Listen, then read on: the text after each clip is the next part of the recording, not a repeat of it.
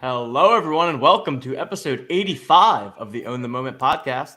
My name is TJ Lasig. I'm one of the co-founders here at OTM, and we are back for another edition of the Owners Club Strategy Show. We've got Justin and Bach, as always. Justin, how are we doing today? We're doing well.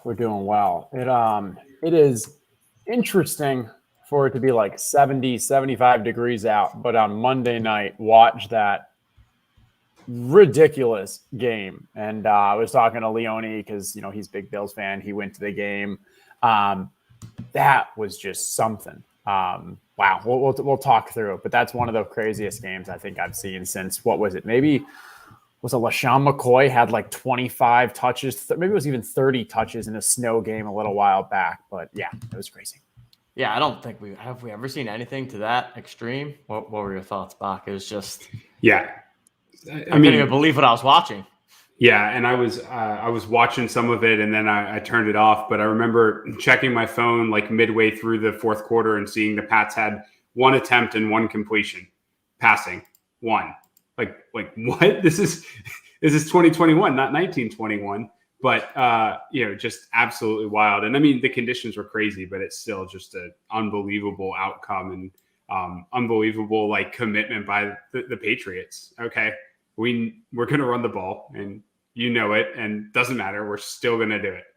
And I mean, like, I think we've seen that much snow before. Like, that's not the shocking part. And I just looked it up, and it was the Snow Bowl, I guess they're calling it. But LaShawn McCoy had 29 carries, 217 yards, 2 TDs. Score was 34-20. Like, that was a shutout. I mean, that was a shootout. And wind didn't come into play. For this game, what was so crazy was the wind aspect and how one side of the, like in one direction, one direction of the stadium, like the band. You're right. Yeah. How can it's horrible that our society, you can't say One Direction now without thinking of a teenage boy band. But like one way of the field, like you could throw and the others you couldn't. And it literally came down to that final play where Josh Allen was, the Cole Beasley man coverage, ended up trying to throw to Gabriel Davis, but the D-back knew, like, well, he's been throwing to the left side of the field the entire time, both drives and the second quarter. Makes sense that, like, that's where he was going again. That was crazy. And just like the craziest run out in lowball particular this week, Big Mo holding on 5.06 points. That's pretty unbelievable. And I mean, look at the New England numbers. Stacking up QB, wide receiver, tight end, and they like barely score a point combined. like, I'm not even going to pat myself in the back when I remember like Bach and I were talking and he's like, I don't think we see like another game, another week, like under, what was it, 18 points or 16, something like that. Something like that. Felt very low. And now we're at 5. I am comfortable to say that we will not see that low again this season. It might be years and years until we see again a low ball that low. There it is. Producer Coop in the private chat saying, will never be beat. I don't know, Coop. Your Steelers are pretty bad. If anyone can they got the win this week. It did. Big one. Big one. Yeah, just insane. And we talked a little bit in the commissioner note this week about that and just how the stack, I mean, look at this. You're looking at the top 10 and the first 9 all have a Patriots stack. And some of them have the Patriots double stack. And it's just, maybe even more important than in the main event to stack your quarterback in at least one of the pass catching positions, because if your quarterback puts up, the whatever it was, 13 or 14 yards, you're not going to get anything from your pass catchers. And that's exactly what we saw here. And, these scores are insane, but just goes to show you got to be stacked in the low ball to give yourself a chance at success here. Yeah. And then Buffalo running backs, I don't see any of them in the top 10 here, but like that's got to be pretty low as well. Obviously, New England running backs did pretty well. But yeah. Yeah, we can pull over. But it was pretty last week. Coop's just yelling at us. He is fired up. But when you look at the low ball, 3 of those were the New England, and New England won. Like 3 QB wide receiver tight end, all in the low ball lineup, have a cumulative a little more than a half of a point, and they won the game. Yeah, 1.5. But yeah, no, I mean, insane. Yeah, certainly the people who picked them, the people who picked those stacks did not expect that game outcome. They expected it, a low scoring Patriots offense kind of get shut down by Buffalo's good D. It's super interesting to hear people opining on Twitter about how Buffalo's defense is statistically one of the best in the league, and the teams that they've lost to are all power running teams. And they beat Kansas City. They kind of revamped their defense to play really well against high-powered, high-speed passing offenses, and then they're just getting beat by power run teams: Pittsburgh, Jacksonville, New England. I forget the Tennessee. I forget the 5th one, but they're all like teams that are not interested in throwing the ball. They're teams that are going to pound it down your throat, dominate the line of scrimmage, and they're running nickel a ton. So, I think that'll be interesting to take into consideration as you're building lineups going forward. But yeah, what a nuts outcome for the low ball. What kind of odds can I get that Bills make the Super Bowl? Oh man, are you asking me what their Vegas odds are, or what I think? We could probably find it online, right? Yeah, I mean, I got 538 up. 538. Well, 538 tells me their chance to win is 4%. So make is probably about like 9 to 10%. 9, yeah. I would take 10 to 1 on them. I still think they are built to make a run in the playoffs. And like those teams that you referenced, like which team are you scared of the AFC playoff teams? Like, I don't know, Patriots, Patriots the most interesting, where across like the different odds books and stuff and projection systems have them anywhere between like 44% to make it to the Super Bowl and like 15%. But like, I think, you get a normal weather game and Bills win that game majority of the time. Chiefs don't have the running game. Ravens don't have the running game. Titans, if Derrick Henry's healthy. Chargers don't.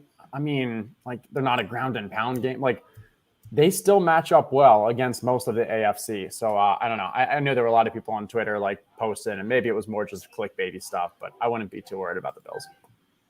Yeah, I agree. And I think that, the other thing is if you're getting dominated by run heavy teams because you're a nickel a lot, that seems like a pretty easy adjustment to make next time you go play these ground and pound teams. But New England, I mean, again, just looking at 538, because I have it up, 14% chance to win the Super Bowl. So that model gives them 28, 30% chance to make the Super Bowl, maybe even a little higher than that, because they're going to be underdogs to Tampa or likely the NFC team. But Yeah, I mean, are you really picking Mac Jones to make the Super Bowl and win the Super Bowl as a rookie, and a reasonably impressive rookie from a like ball control perspective, but not somebody who's shown an ability to go win a big game. Also, you're going to need that at some point. Bill Belichick has never won Coach of the Year in his entire career. Has to be a lock for it this year, because you said, like, are you really picking Mac Jones to, go win the Super Bowl? No, you're picking Bill Belichick to go win the Super Bowl, and holy storylines if we ended up getting a Bill Belichick versus Tom Brady Super Bowl. Can you imagine? That would just be the best. And hey, one of the very possible outcomes for sure. Anything else on week 13? Shout out to Gormanji, who will be joining us for the live final. Let me pull up the main event leaderboard here.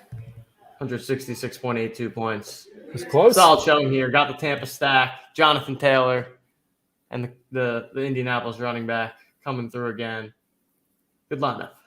I think just all well-rounded. It's not like you had one position group that really blew it out of the park here.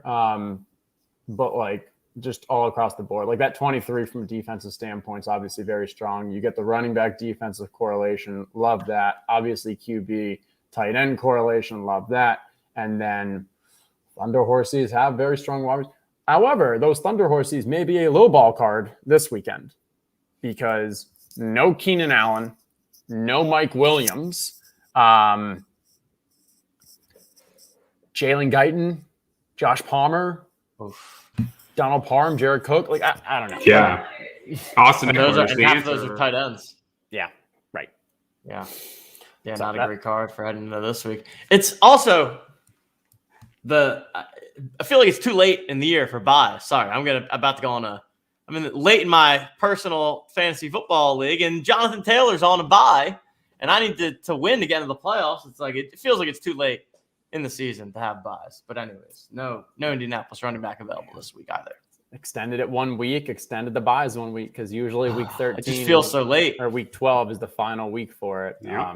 1 week later. Yeah, I thought, the only other interesting thing that I think, Indy defense and Dallas defense ended up scoring the same. Dallas was a known commodity, but I really like the play here that a few people made to correlate the running back and the defense. That is a sharp play. If your running back is doing really well, that likely means that your team is ahead at both likely, and then your running back's doing well, so you're scoring, forcing the other team to pass a bunch, which puts your defense in an advantageous position to generate sacks and turnovers. Now, our scoring system is a little bit more weighted to points allowed, and so that matters here a little bit more. But in general, love the play to correlate the running back and defense, and it ended up working out, getting the tie, the same outcome as if you'd played Dallas, but still a pretty sharp play. And again, one of those theory plays you can take going forward. Like it. Love it. Anything else on week 13 that stood out to you guys? Yeah. So do we have the scoreboard? Do you have the leaderboard for Island of Misfit Toys there, Teej? I do. Look at the top there. Oh, look at this guy. MBL with a little victory. I didn't even know that. All right. Shout out MBL. Good friend of the show. There you go. Friend of the show. And yeah, I mean, look, you only person to differentiate by going with the Thunder Horses there. No, same score though. He won it on Syria. And but three defenses tied at 23, which is kind of an insane outcome to begin with. But 3 defenses tied at 23, and he won it with the low score. Yeah, 38-0. Nice. Yeah. And we finally saw the George Kittle explosion that we've been waiting for all year. I mean, just, an absolutely nuts game. Kind of expected, at least from an opportunity perspective, with Deebo Samuel out for the Niners. And then, they just threw the ball to Kittle. He had a couple of great touchdown, runs after catch, sideline tiptoe. And, I mean, the kind of game that we've seen a lot of from him, 3 or 4 years ago, and less of the last 2 years, but pretty exciting to see him kind of put up a number like that. And I mean, it was in a game that they lost, which is kind of, that's what we've always said, that like, hey, when the Niners need to throw, that's when Kittle's most valuable. When they can run the ball, he gets used for blocking more, and just, they don't need that kind of game script. But yeah, bit of a weird game. Not expecting Seattle, San Francisco to put up 30 on San Francisco, but with their current offense, and Adrian Peterson. I love when Adrian Peterson finds himself into the mix somehow every year. All day. Just love to see it. He's just trying to get an all-day moment. He needs to make sure that you get the all day in the final. Yeah. That's value right there. All righty. That'll do it for week 13. On to the next one. We've got Producer Coop's Steelers and the Vikings on Thursday night, so should be plenty of low ball options coming out of that game. Shout out to Coop. Hey, maybe Pittsburgh tight end though could prove out there. But what are you guys thinking heading into this week? Looking at the state of the marketplace right now, how are we approaching not just week 14 but the rest of the season here for TOC? Yeah. So I think first we can kind of talk through the playoffs aspect and maybe some implications from last week. I think the biggest one in my mind would be the Chargers-Bengals game. Going into that game, you had Bengals is probably around like a 60-some% chance of making the playoffs, and Chargers were kind of on like the 40% side. And post that game, it pretty much swapped. So right now, 538 has the Chargers up at 78%, almost 80 to the playoffs, and Bengals down to 44. Yeah, there you go. And so I think that's where that was a big win for the Chargers. Maybe it wasn't completely expected, kind of probably close to a coin flip going into it. But with them pulling that out, we can now safely project that the Chargers will make the playoffs. And those cards are definitely going to increase value, especially because that's a team that, I don't know. I think that they have a combination of offense, defense that they could make a run in the playoffs. I really like just what they've been able to do. And with that offense, that Justin Herbert just keeping the ball moving and predominantly through the air. They just have a lot of weapons. And then they're starting to get a little more healthy on defense, which probably been the Chargers' downfall for the past decade was health. But if they can actually stay strong in that defensive side from a health perspective, I think that's a team that can make a run. Yeah, I completely agree. I was pretty sad to see my Bengals get just absolutely walloped on national TV.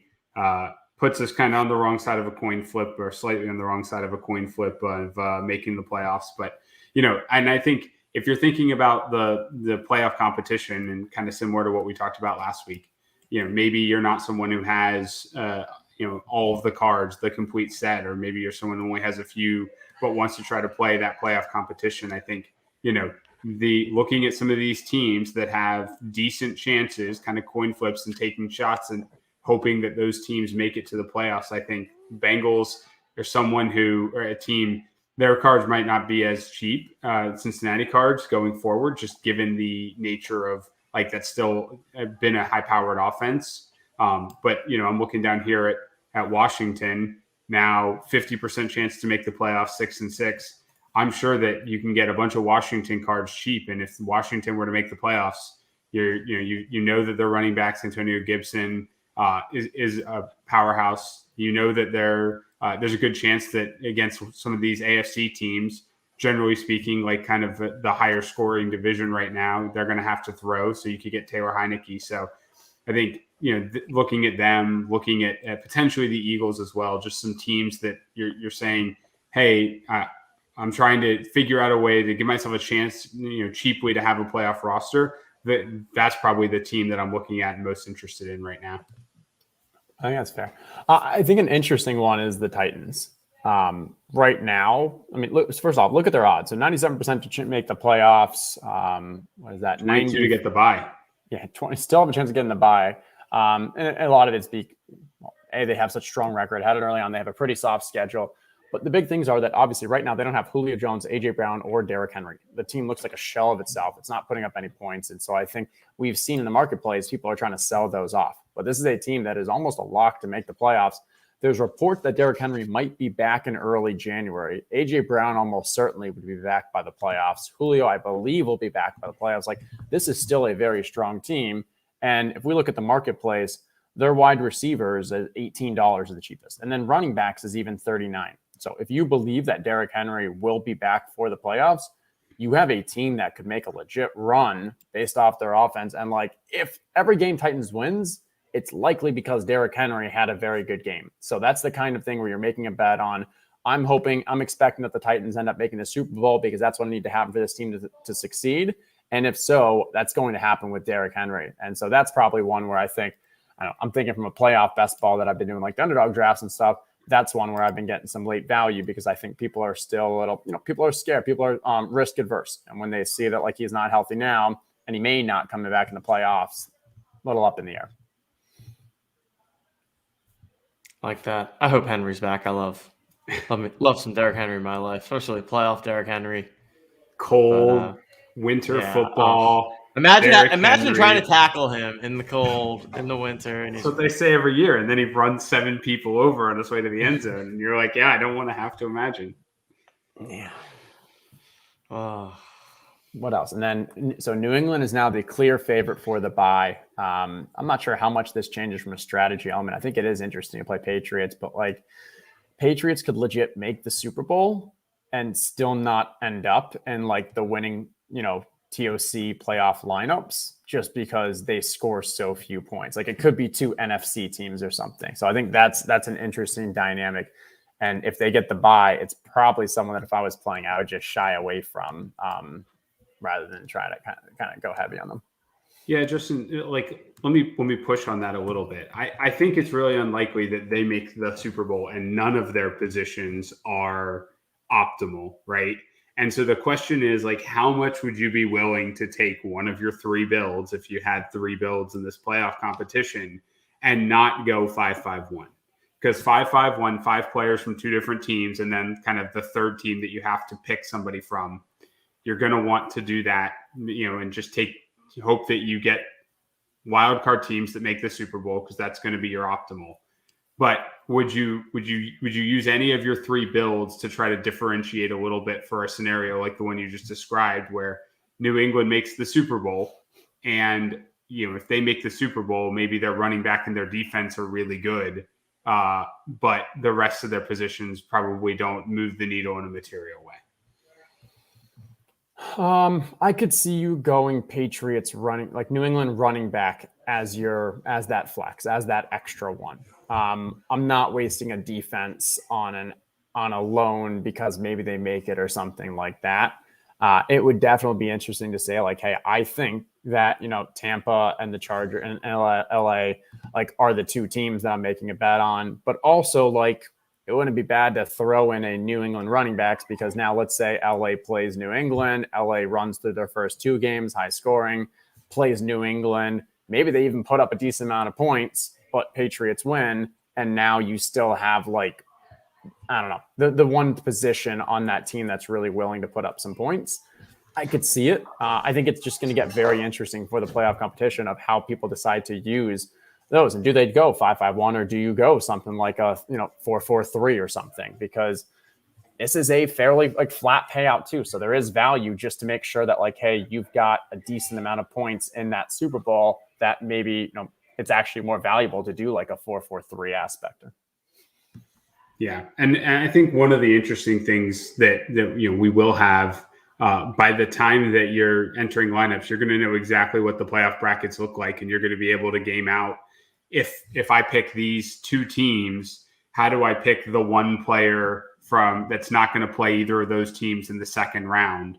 So there is going to be, and that's absolutely something you should do, right? You shouldn't ever pick the one position from a team that is going to have a second round matchup with either of the teams you pick, because that a player's never only going to get 1 game there, or your 5 players are only going to get 2 games there. So like that's never going to be optimal, but you are going to have all that information. So it'll be interesting to see. I think like Patriots one-off running back is something you could see a lot of if you have, Chargers or Ravens on the other side of that. But I'll be curious to see how much people differentiate from that 5-5-1 structure, because I do think that is a way to get different, that, most people probably will stick to 5-5-1 for most of their entries. And so that could give you some leverage and still being able to play the best plays and be different by 1 or 2 positions.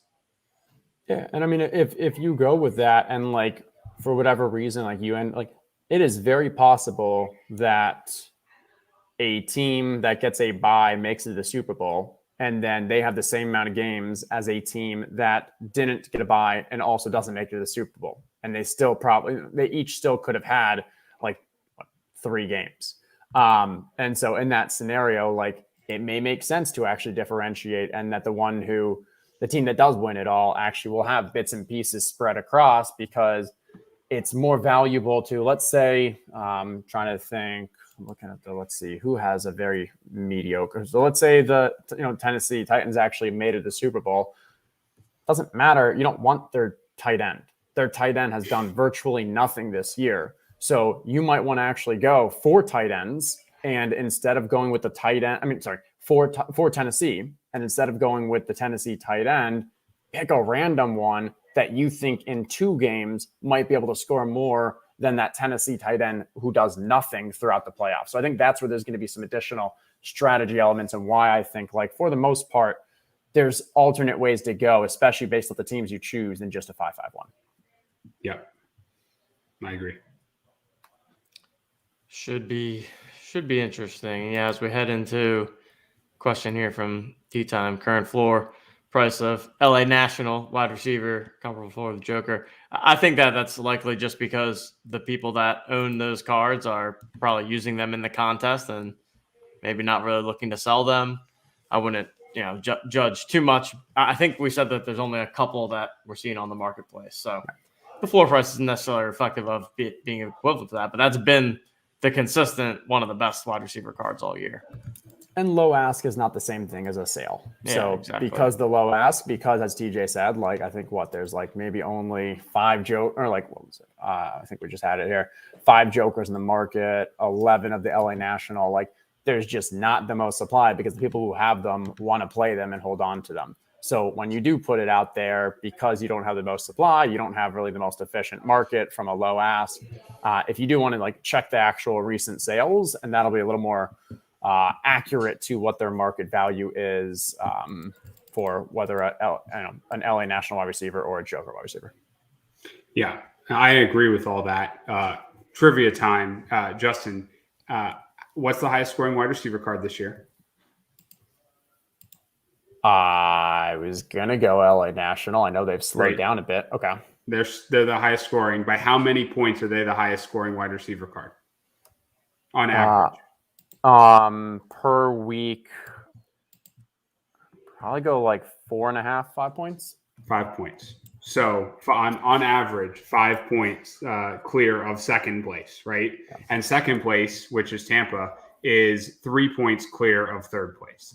So I agree with all the things you just said, but also, T-Time, I think the answer is partially because if you have a Joker wide receiver, you're going to play it as the LA National wide receiver more often than not. But this year, like if I have a choice between the two, I'm obviously choosing a Joker because of OG contest next year and such. Oh, for sure. Yeah. Right. And I agree that Joker is more valuable because it gives you that optionality, but I can understand why the price of the LA wide receiver is close to it because it is the card that you're going to pick to play most often. Right. Agreed. Yeah, big season. And I was just looking at all the possessions. That's the biggest gap for sure, aside from Kansas City tight end also. But that and LA wide receiver, biggest gaps from top to second. It's likely only going to increase over the next few weeks because from a weather situation. LA playing at home in that dome, prevents them from having to worry about those Buffalo style games that we saw Monday night. And that's a major advantage for especially for like a, I don't know, not fastest show on turf anymore, but still a very high powered offense.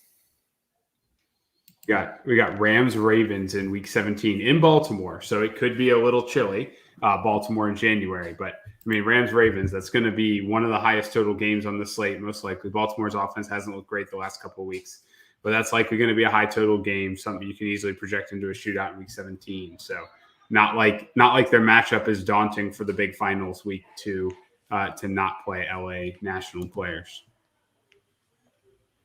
Yeah, and that stadium has one of those heated stadiums. So if there is snow, like melts quickly. So it's not the same as the Buffalo stuff, but yeah, it'll be interesting.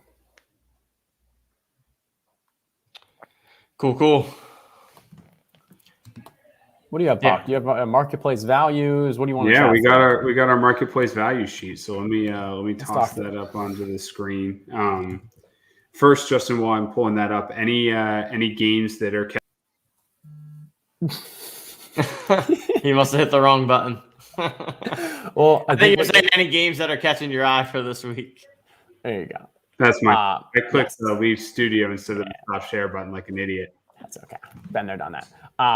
Tampa Bay Buffalo, of course it is. And obviously, like, especially after what we've seen out of Buffalo recently, like both those teams are going to want to pass. Well, I don't know. I guess technically we've seen Leonard Fournette have such active, like high usage, and the way to beat Buffalo is theoretically on the ground, but I don't think Tampa's going to go away from their offense. I think that it's just going to be a high scoring game, and I love Buffalo wide receivers in this game. Just the way to beat kind of Tampa is in the air. Dawson Knox had a tough game. I don't think they're going to not go to him after last week. But like, I think this is the chance to kind of get your wide receiver core clicking. They had Stephon Diggs with like the big week last week or 2 weeks ago. So would love to see that. And then kind of, throw in some of the others. Even Gabriel Davis started increasing his usage last night, even though I think he only ran about like, it was 10 routes or something low. But still had like multiple end zone targets. Yeah. I think the other one, obviously, LA Goats at Arizona. I mean, those are the two games totaled over 50 right now at 54 or 53.5, 51.5. Nothing else over 48.5. So those are kind of clearly the two highest total games from Vegas. And the weather situation that you just talked about, the Rams Cardinals game is going to be a super competitive and important one for playoffs and everything. So, both teams are going to come to play. So super excited. I will throw, I think the game that I'm sneaky most interested in from a playoff implication is Cincinnati, San Francisco. This is very close to a win or go home situation. So 538 has that if Cincinnati wins, they go from 44% to 50. No, it's going crazy. 44% to 58. If 49ers win, they go 538 is spazzing right now, but they go from 62 down to like a little less than 50. So I think that's one of the games where like, hey, they both really need to win that game. We've seen that their offense can really get high powered. I don't think I'm pretty sure Elijah Mitchell will not be playing concussion protocol, plus is having some leg injuries. So maybe we see that be a bit more of an air raid by both teams. Would love to see that. Would love to see kind of I don't know. I think it's just so fun to watch the Bengals play. But it'll be an interesting game. I agree. It is fun to watch the Bengals play, except when they're getting embarrassed like they were last week. But like even their offense gave them a chance. Like they came back in that game almost. Just because they kept scoring. They just couldn't get a stop. Firepower. Yeah, it was fun.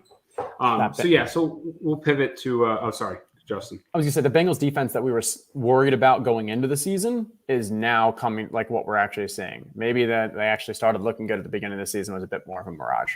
Yeah, I agree. So looking at kind of some of our marketplace values, I think the thing that not a ton of stuff jumps out. Not surprisingly, people continue to get more efficient, and the higher projected quarterback plays are higher priced. The New Orleans one definitely jumps out to me. I mean, we saw last week the Taysom Hill effect when he had 100 yards rushing and had 2 touchdowns and ended up as one of the higher scoring quarterbacks on the slate. Is that something you would be interested in going back to this week? It's a little concerning that he says the finger is still not right. So that scares me a little. I believe Alvin Kamara is going to play again. So that gives him a bit more of kind of weapons in the backfield, which could be a positive from an efficiency standpoint. I'm not the most excited about it. I mean, it is the Jets. And that's the reason to be excited. It is the Jets. And Taysom has shown he's going to be effective when he gets reps because he's just so good. Taysom can play a terrible real life football game and score 25 fantasy points. That's right. But it's like the same reason why. I mean, like what? So Carolina, we got Cam back going against Atlanta, I believe it is. Love that matchup. But the points that like a Cam Newton and a Taysom put up from like the scoring on the ground, and then like it's just not as important as some of the air raids, because 6 points is 6 points for a touchdown. So that gives me a little hesitation. And I think the other thing is just you've got some big shootouts in like Arizona, Tampa, Buffalo, LA. Like all 4 of those could be very, very high scoring. That's where I probably want to kind of focus my marbles. Yep. Yeah, completely agree. I don't think I'm playing New Orleans over those. Just again, kind of thinking about if I don't have access to those top cards. Taysom last week ended up kind of 5th in quarterback scoring, and 5th in quarterback scoring can get you can certainly get you into the cash, if not to the top of the leaderboard. So yeah, not bad. Any other? I mean, you called out Carolina from a like dollar per point perspective, by far the cheapest, just because they're the only quarterback priced under $10 here. I'm a bit surprised that like people, I mean, it's not a great week for them in the low ball, but like it's Cam. You could put up a low ball worthy number every week. That's true. Talk to me about Dallas, because Dallas is playing against Washington, doesn't have the highest game total. Washington's defense been on the up and up. Like they've actually started looking a little better the last few weeks. Do we think these projections are just heavily based off like the first half of the Washington's game, or is there? Yeah, they definitely are waiting more. They're waiting for full season and not recent. This could be one of those projections that we kind of bring down a little bit, because you're right. Washington's defense, while looking terrible for the first 7 or 8 weeks, has looked pretty good the last 3 or 4. I know last week and somebody in the chat was kind of calling that out, and absolutely right. So I think like Dallas is one of those teams that is going to have it has offensive weapons across multiple positions. And so, if they're not having success on the ground, could see their quarterback starting Dak having a pretty good game.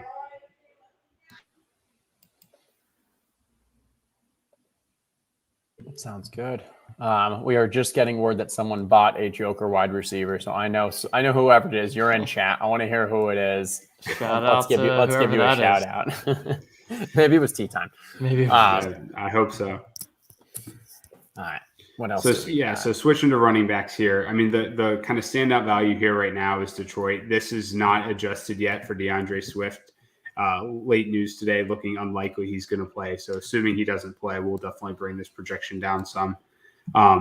There's not a ton here that stands out. I would say the Carolina one definitely does to me, for the same reason that you just kind of talked about Cam and like the potential upside of the matchup. And I mean, they haven't given McCaffrey the run that he had been getting previously, but it feels like he hasn't had that massive game that he's out. Isn't he done? That's right. Yeah, he's done. Yeah. They've got it's now Chubba Hubbard and Amir Abdullah are sharing the they're just rocking a committee now. So for Detroit, though, I don't know. That Detroit, that's got to go down a whole bunch, even if DeAndre Swift still plays. They're projected, I think, to only score about 17, 7, and 18.5 points. I think that's going to be an ugly game. So I would definitely shoot those down, and I would not be persuaded by the low price here. I think that's just going to be an ugly one. At the top end, let's see. In New Orleans, you've got Kamara coming back. Denver should be back to Melvin Gordon and Javonte Williams, the two of them. I mean, if Denver can actually get out to a lead in this game, that's the one going against Detroit. That's probably my under the radar kind of favorite play of the week from a running back situation. Yeah, 7.5 point home favorites. I mean, anything against Detroit, jam it in there. It seems like a solid play and reasonable price to pick up for the week. Yeah. We've got to get more people going to Bachman's house during the show, because then we get to talk more, TJ, because he has to keep going on mute. Yeah, hooligans, I tell you. Just having a good old time over there.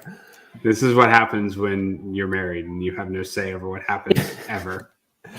It's okay. At least one person there, I'm pretty sure, is in TOC. So, it's okay. Yeah, that's right. That means he's here laughing, not watching the show. All right, what else do we got? Let's go to wide receiver. All right. So wide receivers, interesting to see Minnesota at the top here. But no Thielen. Kind of surprising. And yeah, not adjusted for Thielen. I definitely think that'll bring that down a little bit. It's crazy. There's so many injuries every single week. It's hard to keep up with all of this. That's the Thursday night game tomorrow as well. That's so not the biggest thing. If the projections are a little off there, give some people who are playing the Thursday night football contest a little edge there. But Justin Jefferson might have a big game tomorrow night. Oh, and Pittsburgh popping as well. Thursday night, cards are popping. So I think producer Coop would approve. Go out there, stack up Pittsburgh. That's actually really interesting. So usually we're seeing like Thursday night games, especially with Thanksgiving, like being bought up. That Pittsburgh wide receiver at $25, I'm like, that's a must buy because there's a very decent chance that ends up being a very high score and going against Minnesota, a team that you just turn into shootouts. That seems like way too much of a value given the Thursday night information. Yeah, and I mean Deontay's been a monster. So I definitely like this is a card that coming into the season we were like the talent of the wide receiver core is there. Can Ben do anything with it? He hasn't done much this season, but I definitely think he looks bad. He got the win, but man, he doesn't look great. It's tough to out there. Yeah, but Thursday night. Thursday night action. Other than that, a lot of the usual suspects. People aren't selling the top-notch wide receivers at very cheap prices is kind of what we're seeing here. Especially when those are playoff teams. And I mean, you look across the board, Minnesota, the reason why it's so much cheaper than others, even though Minnesota wide receiver has been a strong card, is right now kind of on the outside looking in for the playoffs. Still have a chance, but it's not looking great. Dallas, Buffalo, Tampa Bay, Arizona, Green Bay, all looking great. And then interesting there. So talk about more New York Jets. Corey Davis is going to be on the IR, but Elijah Moore has looked fantastic as a wide receiver for the Jets. I guess that game could just be a bit of a sneaky shootout for just kind of two not so great teams, but able to kind of get the ball going there. I just don't trust Zach Wilson, but who knows? Maybe the numbers don't lie. Yeah. All right.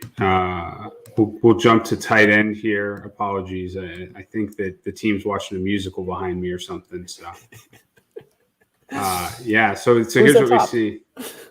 I'm sorry. Who's at the top of the tight ends? Oh yeah, surprisingly, it's the Kansas City. The Tampa Bay up there, man. Gronk, free Gronk.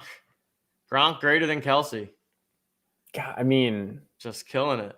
On a per-game basis, he's within a point of Kelsey on the season and doesn't look like he's slowing down at all. With no Antonio Brown, I think it also allows Gronk to get a bit more of that usage and even playing a bit more over the middle. No question that Tampa continues to be one of the top ones here. I think the reason why it's down a bit from a projection is Buffalo still has that very strong defense, especially in the air. So it'll be some interesting matchups there, but still just a tough matchup. Cleveland is having some tight end issues as well. I believe Harrison Bryant will not be playing, so they're down to just the Hooper and Njoku situation. We'll definitely keep an eye on that, but just that their wide receivers are even worse, and that propels their tight ends up a bunch. Las Vegas, this I assume accounts for Waller playing, but I don't think that's the case. I haven't actually seen whether it's going to be Moreau or Waller this week. Yeah, this is not adjusted if Waller is out. Okay. Do we know? I'm not sure either. So we'll keep tapping that. And yeah, San Francisco, this going against Cincinnati. Cincinnati can put up the points. This could be, and no Debo still, no running game. Has someone put in chat? Yeah, they brought in Brian Hill to help complement what I think it's Jeff Wilson and then Michael Hasty are their running backs. So we could see San Francisco needing to pass. And if they're passing, Kittle could be the main target there if they need to play catch up. So that's probably one of the most valuable ones, especially after last week from an upside stance. Your Thunder horses are an interesting value play for this week. You talked about the wide receivers that are all out. They're already popping decently. I think that might be a nice little pickup, at least for the short term. Love that. Yeah, because if they have no wide receivers to pass to, and you do have two, they may play a bit more two tight end sets with Jared Cook and Donald Parham. And we know that, Jared Cook's old, but gosh, that catch he had 3-4 weeks ago, jumping up triple coverage, still extremely impressive. And then for those of us who are big XFL fans, I know that's pretty much everyone in this chat, because let's go. Donald Parham was an absolute beast in the XFL. They leveraged him as their number one option. I think we could, this would be a great unleashing of Big Don if we got a chance. Yeah, it's an interesting week where a lot of the best tight ends have kind of poor on paper tight end matchups, and some of the kind of less good tight end positions like Cleveland have great on paper tight end matchups. And so Waller, I just looked, did not practice today. The West Coast practice reports came in. So assuming he's not going to play, then, we'll definitely kind of knock down Las Vegas TE a little bit here. Yeah, I think that makes sense. There's just so many opportunities for lowball for tight end. There's legit 6-8 teams that just don't use their tight end position at all. It's interesting. Yeah, the one other that I think that jumped out to me was Denver. They haven't really featured Fant yet, but from a talent perspective, and him and Albert O are there and playing the Lions. The Lions aren't good at anything. So I definitely think that's an interesting one. They certainly want to run the ball, but, you find yourself kind of down early in a fluky game script and throw the ball more, and you could see Denver kind of outperforming this pretty significantly. So many mouths to feed. They extended Tim Patrick, they extended Cortland Sutton. They're obviously going to keep Jerry Jeudy for a bit, and then you've got the two running back situation, and then we throw in Fant and Alberto. It's just, and obviously, and not the greatest passer, who's delivering the ball to them. It's just a tough offense to really get to eat. But yeah, I agree with you. From the talent wise, Fant and Alberto are fantastic. But. All right, let's touch on defense quick, and then maybe we can check out some PrizePicks stuff for tomorrow night, see what we're looking at. Yeah, it sounds good. Yeah, nothing I think really jumps out at defense. Carolina is the best, one of the best values on paper, and might be definitely an offense you want to attack in Atlanta. But in general, there's just the best defenses continue to be the best. I think Denver's the one I'd be excited about playing on this list. Yep. I'm excited. Yeah, I'm just thinking through, thinking ahead, who the matchups are going to be. We should probably at some point have a week 17 show, just a big final show. Maybe it'll be the week before, but I just want to at least give the people watching a heads up, and the ones who are catching this afterwards, that we're probably eventually going to have that. So if you're one of those ones who wants to do the research before we do with regards to matchups and how important that week is, you better start prepping now, because we're gonna unload that, because that's where I think matchups are going to be huge, and I think people will start planning. Well, I know a lot of people have already started planning, but definitely will start the majority of the week or two before. Yeah, I think that I agree with all of that. Just quickly looking at the schedule, I think the four of the best defenses in the league: Bears have the Giants, Patriots have the Jags, Bucks have the Jets, and Bills have the Falcons. Patriots, Jags. Yeah, Patriots, Jags, and who knows? They might have the bye wrapped up by then. All of those are just, really. Giants Bears is a little bit less lopsided, just because the Bears offense doesn't project to be good enough to really put them in terrible position, but. The other three are all going to be huge favorites with good defenses playing bad quarterbacks. And are we going to see Matt Ryan starting for the Falcons in week 17? Yeah. Who's home for Patriots Jags? Patriots Jags is in New England. Oh God. First a rookie quarterback. Yikes. Yeah, that could be bad. It's going to be 10 degrees. Yeah, that's going to be a great card for week 7. Trevor Lawrence hasn't ever seen anything but California and South Carolina. He's not going to know what 10 degrees feels like. Live final, 16 entries. How many of them don't play New England? Be interesting. It's such to an see. easy way to differentiate and such a terrible decision to do so. Ooh, the game theory, the gameplay. It's fun. I like it. We definitely will have to do a Week 17 deep dive. I think that would be fun. All right. Wrapping up the show here. As always, we're going to shout out to our friends over at PrizePicks. If you have not already, definitely go in there, sign up, promo code TOC. You get up to $100 deposit bonus when you make your first deposit. We've been crushing it in there, having a good time with it, and we definitely got to get some action on Coop and his Steelers tomorrow night. Oh yeah. Should we bring producer Coop on to get his unique Pittsburgh perspective? Let's do it. Producer Coop. Let's play fade producer Coop. Plus we get to show off the purple light. There it is. How's it going, Coop? Gotta have the purple light. I don't know. It's only taking you guys 14 weeks and 0 purple lights in the background, but I'm holding it down behind the scenes with my nice purple light that absolutely nobody can see except for me. You literally think the wife would allow a purple light in this just open area I'm in right now? Yeah, it's probably not the negotiation you're going for, Justin. So I totally agree. I can't even get like a shelf or a jersey or something on the wall. White walls only. The best I can do is just hold these things on the floor. Always just next to him. Sleeps with that thing right next to him. Just one prop. He's only got one move. He's only got one move. Literally got one move. All right, let's see what these props are. I mean, this game it could be 9-6 or it could be 29-26. It's just like, who knows where the heck this game's going to go. So starting off, we've got Minnesota 3.5 point favorite, 43.5 total. So Thielen is out and Cook is iffy. Did I see that right? That is correct. And Cook is trending out, right?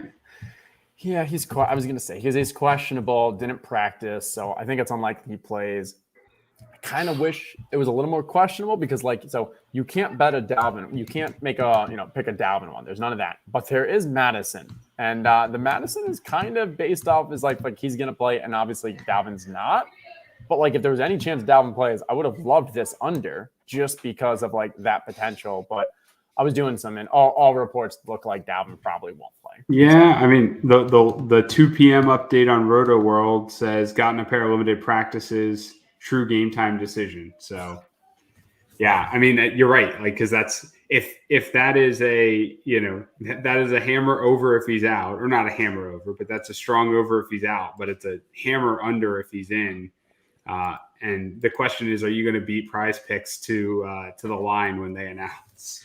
Man, I also think, though, the Steelers could just get behind here and they could just run every play. And, I mean, the Steelers, knowing where we are after last week, are just due to be flat out atrocious this week. Emotional win over rival Baltimore, short week, basically no chance to move on to the playoffs. If they're going to run the ball with any sort of steam, they might just run over our defense. Minnesota, you're saying? Yeah. Yeah. I mean, because the way to beat Minnesota is through the air. That's where teams kind of have their way. So if I was on the Pittsburgh side, I probably would want to do it through the air, and that is what the numbers kind of show us as well. We about to jam Pittsburgh overs? Maybe we go with a game script that Madison does just run all over. We have seen in games that Dalvin misses, Madison just absolutely dominates, and so we assume Dalvin won't play. We put the Madison over, and then we maybe put some Pittsburgh pass catchers to catch up. Yeah, I like that. All right, I'm looking here. I also think Pittsburgh is just one of the worst. I mean, we just have no line to run, so we eventually have to pass at the end of the day. Yeah, that's fair. Ben's got only a few games left in the career. It's just going to let him go out swinging. All right, so here's the number one that jumps out to me for you. Prime youth. Yes. It's the guy who wants to play. Take the over on Muth. Percentage difference is pretty strong. Raw is only 7, but I think that's a decent play there if we're going to be getting some overs here. Probably want to stack with a Ben. And how do you feel about Deontay? Yeah, my thing with Deontay is it's always just after the catch work most of the time, right? Where he's going to need 10 targets and maybe break a couple slants. But I'd rather see the volume and see if he can do it versus trying to get four targets to Claypool, all 25 yards down the field, and just throwing up prayers and praying he can come down with something. So I'd rather go Deontay. Yep, I like that.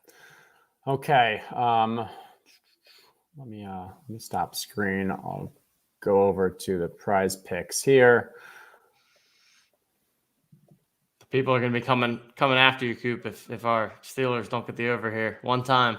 I like Big it. Ben, nothing like jamming Big Ben overs right now. Let's go. All right, and now we're going. I think we're going to Madison go over. Yeah, but I think it was fantasy It score was fantasy the edge, points, yeah. the biggest edge. Yeah, there we go. I was just looking for fantasy score. Madison, and we go over.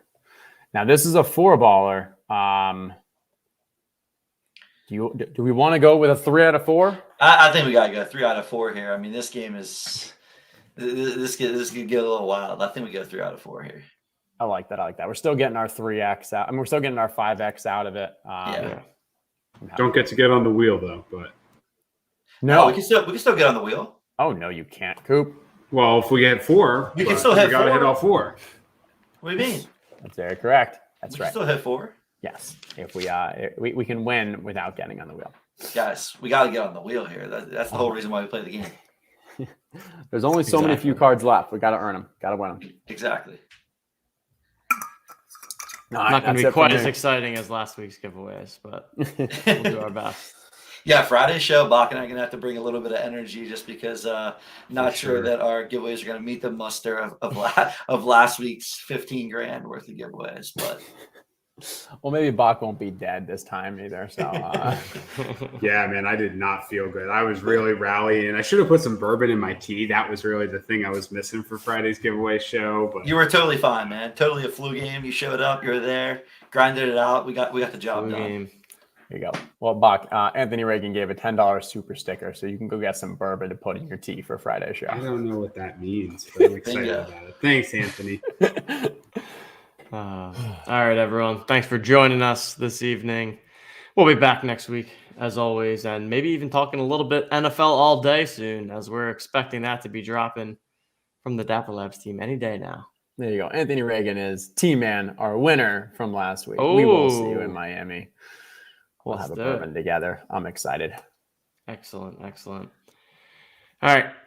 That'll do it. So on behalf of Justin, Bach, and producer Coop, I'm TJ. We'll see you guys next time.